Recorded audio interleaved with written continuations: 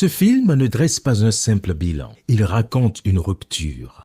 Une rupture d'un pays qui a décidé que boire de l'eau potable ne devait plus être une chance, mais un droit. En 2016, l'accès à l'eau potable pour tous les Béninois semblait encore un rêve lointain.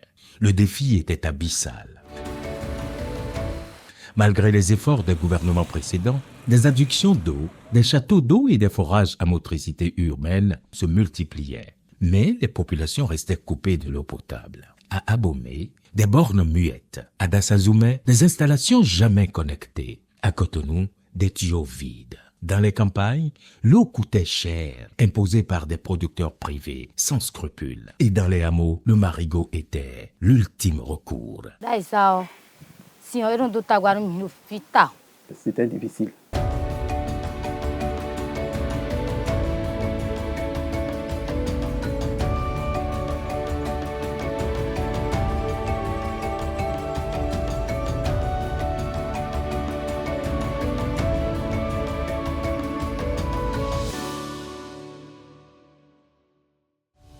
Bien avant, l'eau que nous buvons, c'est l'eau de ruissellement. Il y avait une rivière à côté ici, c'est ça qu'on prend et on ajoute des produits dedans pour que ça soit un peu clair. Après ça, il y avait des privés qui ont fait des efforts personnels dans la zone. Et c'est ça qui nous a permis aussi d'avoir un peu de l'eau. Mais pour aller prendre ça, c'est difficile. Parfois, les gens ferment leur portail, donc tu es obligé d'attendre aux heures qu'ils veulent avant de nous donner de l'eau. Mais avec ceci, maintenant, je vois que l'accès est facile. Bienvenue dans le Bénin nouveau. Depuis une dizaine d'années, le gouvernement place l'accès universel à l'eau potable au cœur de ses investissements sociaux. Du nord au sud, en zone rurale comme urbaine, des projets structurants ont transformé la réalité. Une seule ambition, garantir l'accès à l'eau potable à tous les Béninois.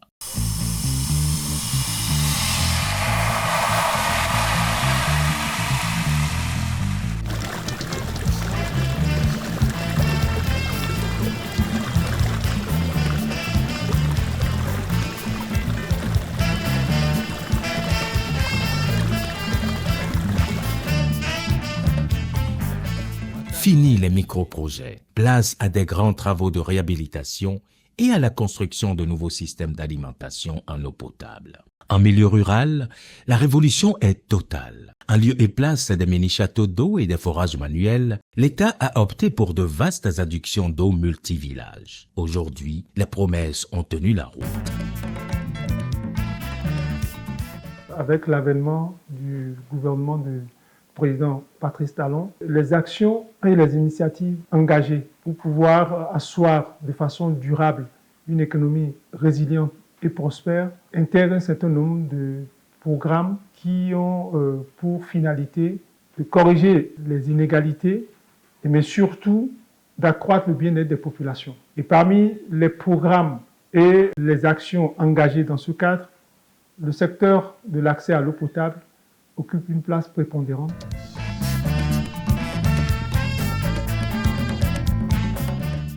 À Cotonou et ses environs, la transformation est évidente. 359 km de réseau, 121 000 mètres cubes d'eau produits chaque jour et des milliers de branchements. L'eau coule tous les jours, chaque nuit. À Abomey-Calavi, des dizaines de milliers de foyers sont désormais alimentés. Une station neuve, un château d'eau, une nouvelle respiration pour des dizaines de milliers de personnes. Sur cet ensemble de la partie la plus peuplée, la partie sud de la conurbation de Cotonou jusqu'à Abomey-Calavi, des travaux importants ont été réalisés qui permettent aujourd'hui de corriger les vulnérabilités, de corriger les inégalités et d'introduire un certain bien-être quant à l'accès à l'eau potable. Abomey-Calavi, c'est une cité dortoir. De ce fait, le gouvernement a initié un projet gigantesque qui permet de desservir toute la population urbaine d'Abomey-Calavi. C'est un projet qui a été structuré et scindé en 3 phases. La première phase, entièrement achevée, qui a permis de construire une station de traitement ultra moderne de capacité 2036 m3 à Zinvier. Maintenant, c'est à partir de cette station que tout le centre-ville d'Abomey-Calavi est alimenté en eau convenablement. À partir de cette station de traitement, nous avons une deuxième phase du projet sur un financement de la CAFDOV qui est actuellement en cours et Cette deuxième phase permettra de poser une conduite de transfert d'eau traitée depuis la station de Zinivier jusqu'à un nouveau château d'eau actuellement en cours de construction à Adjagbo. Donc vous comprenez que la deuxième phase, ça concerne la localité d'Adjagbo. Le château d'eau est actuellement en cours de construction. Ça s'achèvera en février 2026. Et dans la localité de Adjagbo, les travaux sont actuellement en cours. L'extension et la densification du réseau sur environ 165 km de différents diamètres. Donc ces travaux vont permettre de desservir la localité de Adjagbo. Et la troisième phase, ça concerne les localités de Togba et de Wedo. Il y a une conduite de transfert d'eau traitée qui a été déjà posée depuis l'usine de Zinivier jusqu'au nouveau château d'eau de capacité 1000 m3 qui a été construit à Togba. Et les travaux d'extension et de densification du réseau sur environ 360 km ont été effectués à Togba, Wedo et environ pour pouvoir desservir les populations de ces localités. Le centre du pays, les collines, le cœur du Bénin, est longtemps cœur sec. À Dassazoumé, on ne puisait que 398 mètres cubes par jour. À Glazoué, 275. Trop peu, trop fragile, trop injuste. Mais aujourd'hui, tout a changé. Dassazoumé est passé à 1398 mètres cubes par jour. Glazoué à 691. À Savalou, 162 mètres cubes heure. Le miracle a un nom, infrastructure. 2 grands barrages, des dizaines de stations, 220 km de réseau et 427 000 personnes qui ont maintenant de l'eau tous les jours. Quand nous prenons le département des collines, nous allons commencer d'abord par les villes de Savé, Dassazoumé et Glazoué. Au niveau de ces 3 villes, il y a avec le projet qui a été mis en œuvre par le gouvernement, il y a un barrage de capacité 2 millions de mètres cubes qui a été construit à Aedjoko, ainsi qu'une station de traitement ultra moderne de capacité 1500 mètres cubes à Gobé. Et c'est l'eau qui est prélevée au niveau du barrage, qui est traitée au niveau de cette station de traitement qui permet d'alimenter les 3 villes actuellement. Sur le chemin, il y a d'autres ouvrages qui ont été construits, les ouvrages de stockage. À Egbessi, nous avons un château de 500 mètres cubes construit. À Tchakaloké, pour faciliter la desserte en eau de Dassazoumé, on a un réservoir de 1500 mètres cubes qui est construit également. Et au niveau de Dio, nous avons un réservoir au sol de 500 mètres cubes également qui a été construit. Et l'extension et la densification du réseau au niveau des différents quartiers qui ont permis actuellement de desservir les populations de Savé, Dassazoumé et Glazoué depuis juillet 2024 sans difficulté majeure.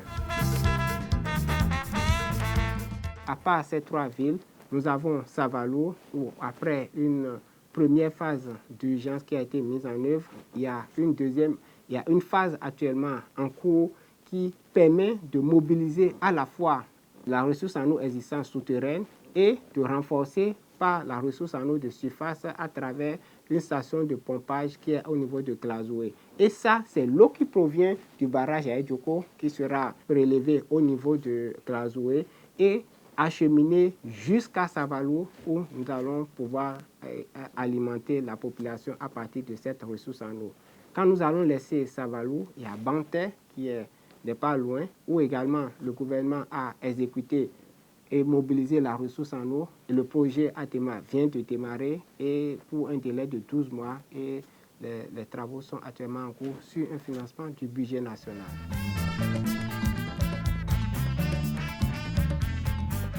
D'ailleurs, si on est vers nous mettons,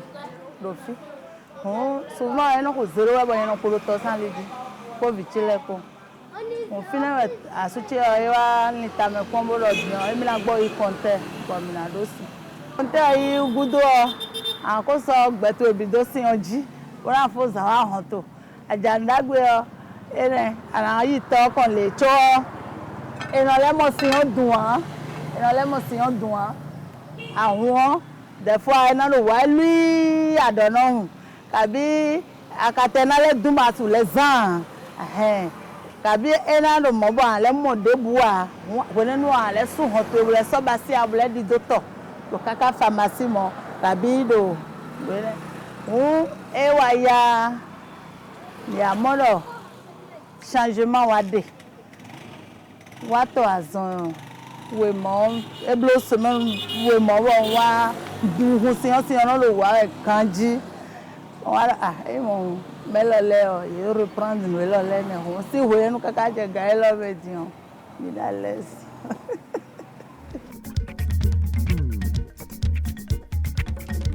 Si vous allez à Parakou, on a fait à Parakou un programme en 2 volets. Le premier volet a permis d'avoir une station moderne. Le deuxième volet nous permet aujourd'hui d'impacter pratiquement tous les quartiers de Parakou. Donc si vous voyez un peu ce que nous sommes en train de faire, je me cantonne aux centres les plus importants. Nous avons essayé de régler le problème de l'accès.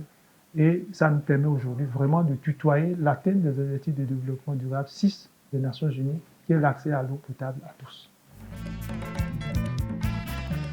À la campagne, Céline se réveille à 6 heures. Balayer la cour, préparer le petit déjeuner, s'assurer que les enfants sont à l'école. Mais aujourd'hui, une corvée a disparu. Fini les longues marches jusqu'au fleuve Koufo. L'eau coule maintenant d'un robinet. Juste là, non loin de sa concession.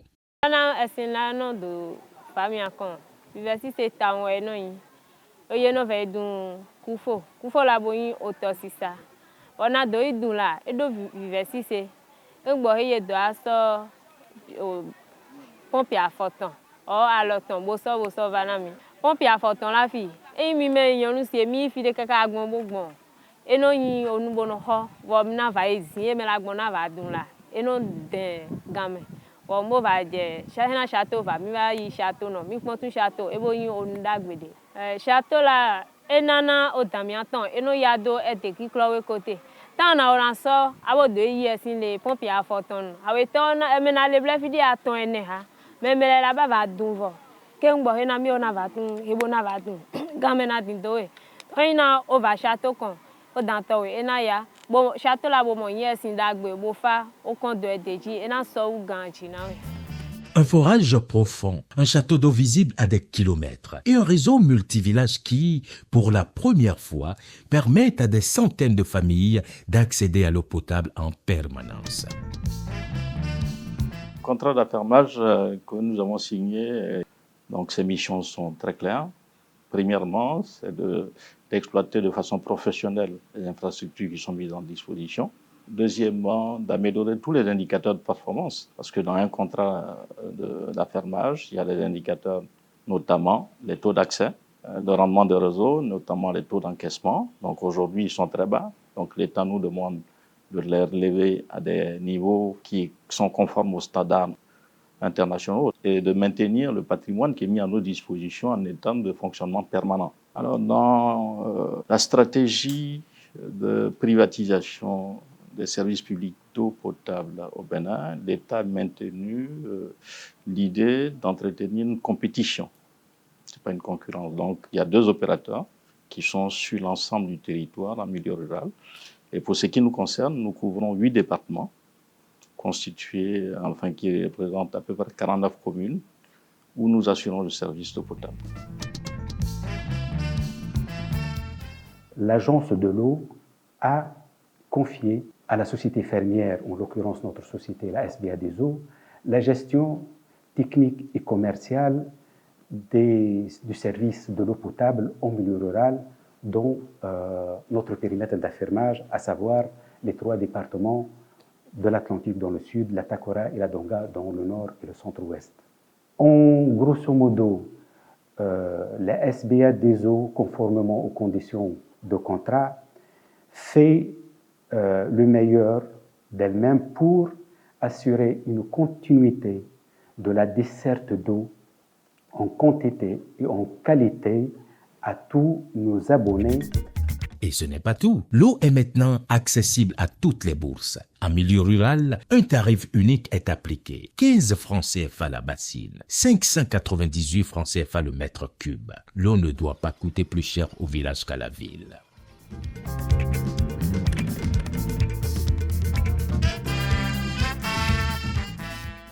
Château la Nuvala, il y a du jouet de Nami.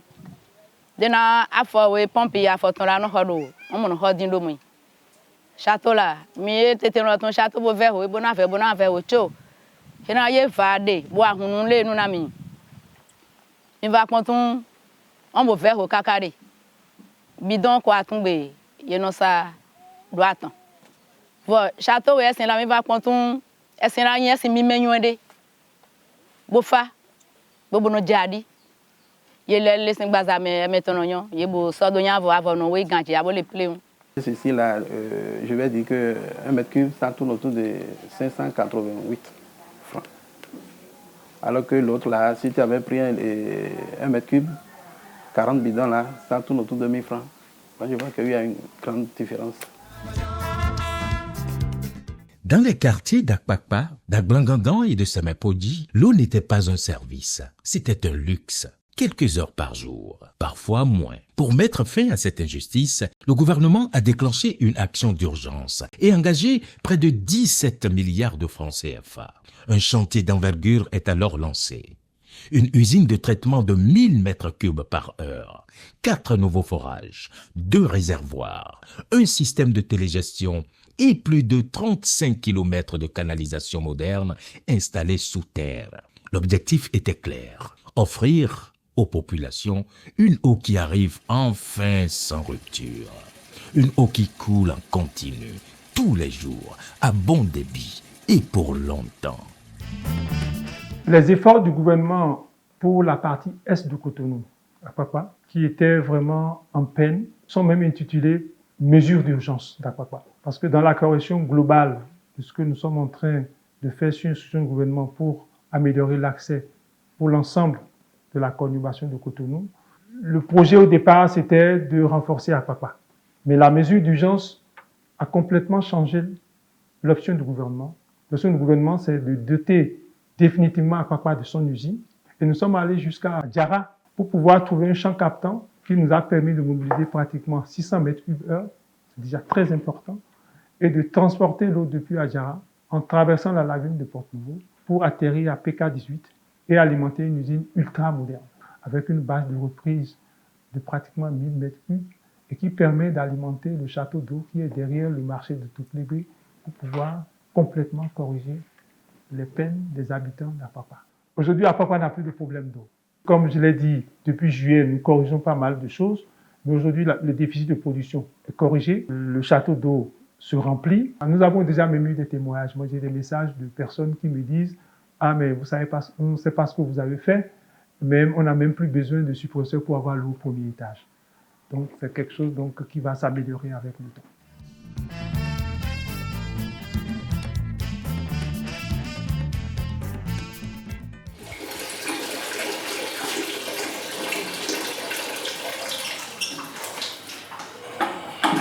Ça a commencé en mai 2024 et on a commencé par manquer d'eau. On a cru que c'était les pannes, mais à partir de cet instant, on n'a même plus une seule goutte d'eau dans les robinets. On avait cru que c'était ce qui se passait avant où vous n'avez pas l'eau dans la journée et la nuit, l'eau arrive. Curieusement, que ce soit le jour, que ce soit la nuit, vous n'avez pas une seule goutte d'eau potable qui sort des robinets. Et à certaines nuits, comme avant, vous prenez votre chaise ou votre tabouret, vous vous asseyez à côté du robinet avec les moustiques jusqu'à 6 heures du matin. Vous n'avez pas une seule goutte d'eau. Nous sommes heureux aujourd'hui d'avoir de l'eau. L'eau source de vie, là, nous, on la connaît. Sana. Vas-y, c'est bon ici, non?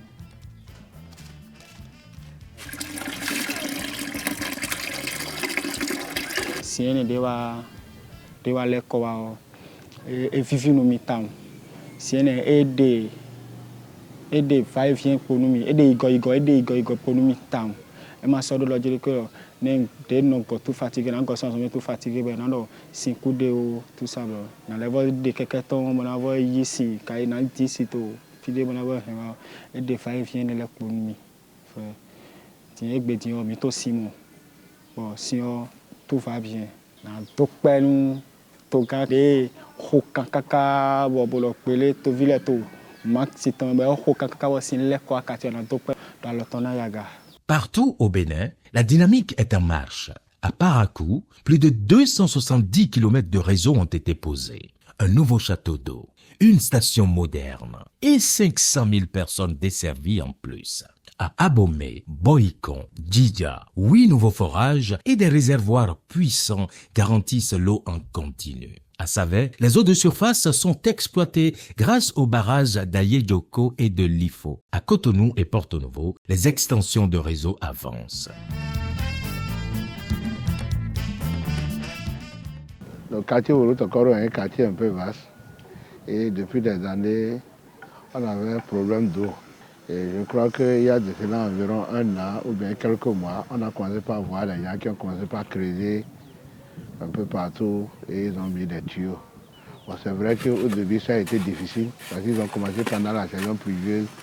Les gens se plaignaient qu'il y a des trous partout. Mais on ne peut pas faire des omelettes sans casser les œufs. Aujourd'hui, je crois que la population a commencé par sourire.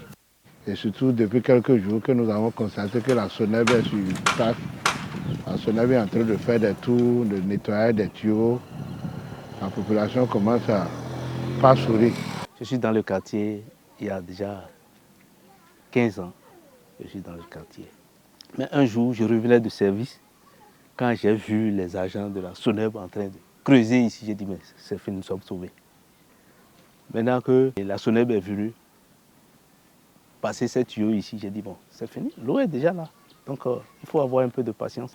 Nous sommes très contents de voir ce projet-là se réaliser. Le pays entier bouge, investit, livre, relie, transforme. Résultat, aujourd'hui, plus de 77% des zones rurales ont accès à l'eau potable et en milieu urbain, 84%. L'objectif est clair, 100% avant l'échéance des ODD en 2030.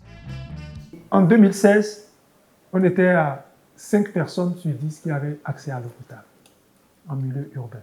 Aujourd'hui, nous sommes pratiquement à 8 personnes sur 10. On tend avec pratiquement 80%, donc c'est 8 personnes sur 10 qui ont accès à l'eau potable.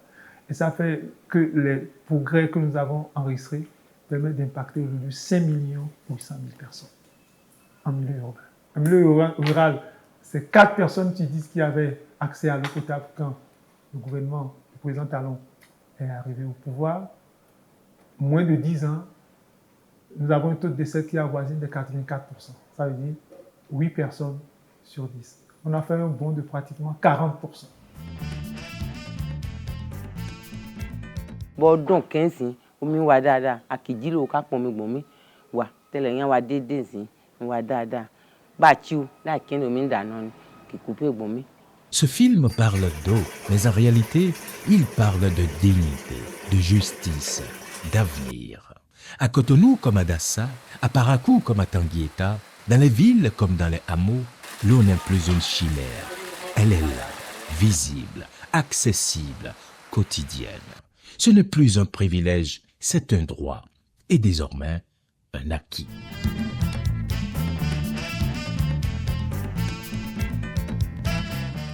Aujourd'hui, le gouvernement a subventionné et puis nous avons de l'eau potable. Et actuellement, nous n'avons plus dans les marigots pour chercher de l'eau. J'ai eu ce compteur à un coût réduit, 10 000 francs. Vraiment, je suis fier. Je suis fier, il faut le dire, je suis fier. Le gouvernement a fait d'énormes travail. Et nous devons le remercier et le reconnaître aussi.